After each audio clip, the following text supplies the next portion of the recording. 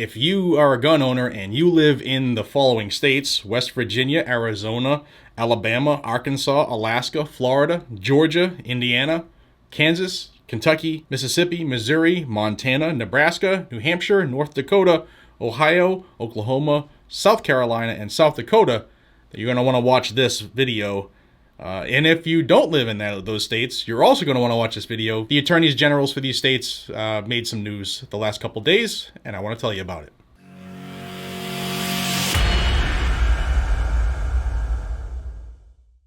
Hey everybody, welcome back to Guns and Gadgets, the premier source for Second Amendment news. If it is Second Amendment news you're after, please consider subscribing to this channel. This is where you'll find it on a daily basis, and I hope you enjoy the videos.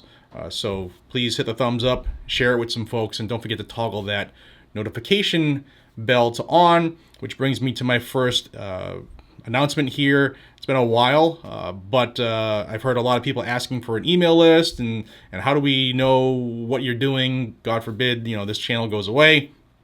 And we have an official email list that's finally launched. If you're not on the list, I will have a link down below.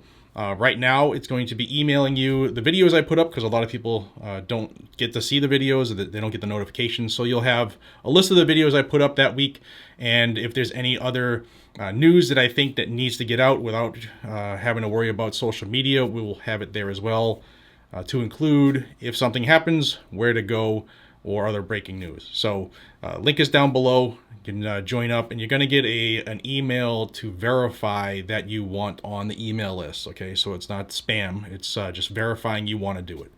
So that'll be an easy way for us to keep in touch. That's off of all these crazy platforms. Okay, so let's talk about what I mentioned, all these states, what they're doing.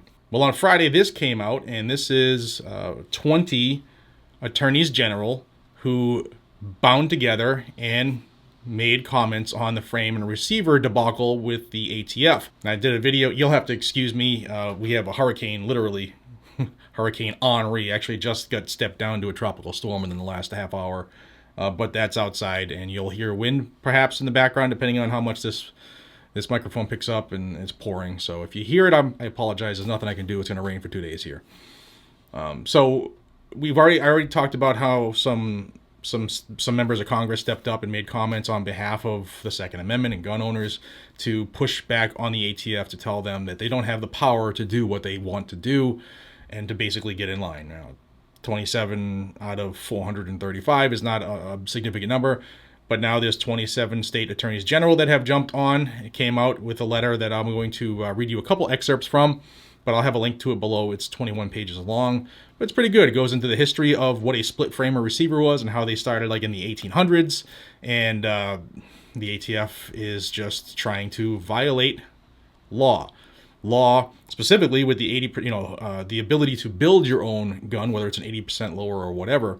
The left is saying that this 80% ghost guns are the next big gun violence issue, and we have to stomp it out, whereas these attorneys general are saying, actually, the ability to build your own firearm as an individual or a business has existed forever in this country, and it is something to be celebrated. It's a right. It's not a gun violence problem.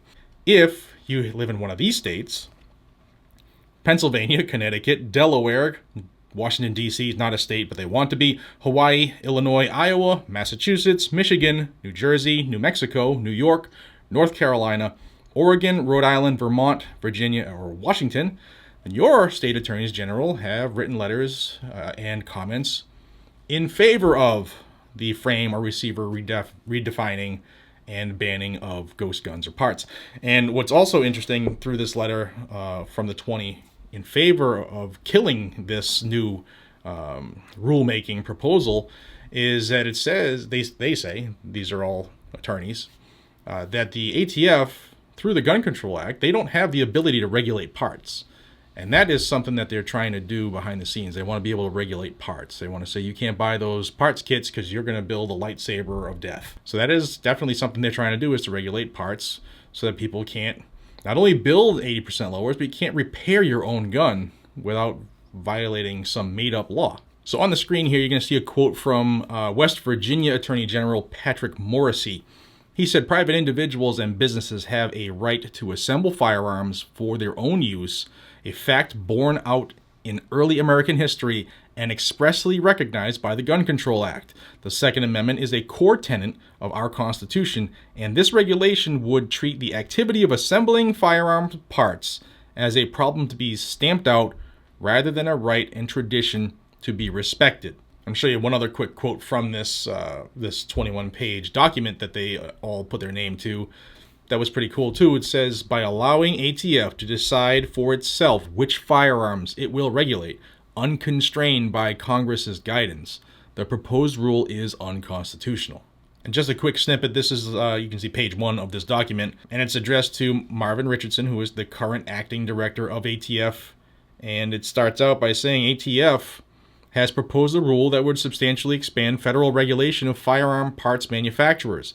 The rule, as proposed, appears to be an effort to regulate firearm parts, which is beyond the scope of ATF's authority under the Gun Control Act of 1968. Moreover, the sweeping definition of firearms receiver that it proposes would be impractical to apply. And worse still, the rule attempts to solve this self-imposed problem by granting ATF unconstitutionally unrestrained discretion over which receivers, under the newly expanded definition, would in fact be subject to regulation. Equally concerning is the proposed rule's lack of consideration of the half-century of reliance interests in the existing definition of firearm and receiver, as ATF acknowledges that a large number of parts manufacturers would likely be put out of business if the proposed rule is adopted. It's another backdoor gun control by the Biden administration to try to put gun manufacturers, parts manufacturers, accessory manufacturers out of business. That is, their end goal is to disarm you, the U.S. citizen, who has an inherent right that is recognized, not granted by the U.S. Constitution. It's not given to you by the government. You have the right to keep and bear arms, to defend yourself, and it doesn't stop at a dotted line on a picture or a map. So like I said, I'll have this 21-page document linked down below, just under the link for my new email list. Check that out, guys and gals. Please sign up for that just in case something happens to this channel as the push for more gun control goes on, and I put out more news of how to stop these clowns and make you aware of what they're doing. But that document is really well written. If you haven't kind of followed along, take a glance at this this document. It'll help educate you and others on exactly what these clowns, the AFT, ATF, are trying to do. All right, guys. Till we see each other again, be safe, stay vigilant, carry a weapon. See you on the next one. Take care, everybody.